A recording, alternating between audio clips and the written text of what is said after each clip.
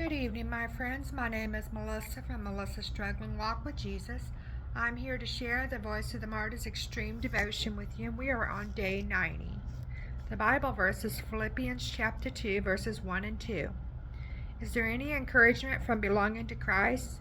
They make me truly happy by agreeing wholeheartedly with each other, loving one another. So this is extreme tenderness in Cambodia to a teenage girl. The Khmer Rouge soldiers burst into the room, brandishing their weapons and shouting insults and threats. And when the Khmer Rouge took over Cambodia in 1975, thousands of Christians were killed. Children were even thrown before alligators so the soldiers could save their bullets.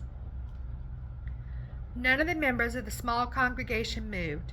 An officer walked up to the pastor, grabbed the Bible he had been reading, and threw it on the floor. "We will let you go," he said, "but first you must spit on this book of lies. Anyone who refuses will be shot." Another soldier grabbed a man by the arm and forced him forward. "Father, please forgive me." He prayed as he knelt where the Bible had fallen and spat lightly on it. "Okay, you can go." Then the officer pointed to a woman. She too knelt by the Bible. She moistened the Bible, just enough to please the officers. A teenage girl suddenly stood up and walked toward the Bible. Tearfully, she knelt and picked up the Bible, taking the hem of her dress and wiping it clean. "What have they done to your word?" she said. "Please forgive them." The soldier lowered his revolver to the back of her head and squeezed the trigger. The Christians who were initially allowed to leave were also shot, and their actions did little to save them.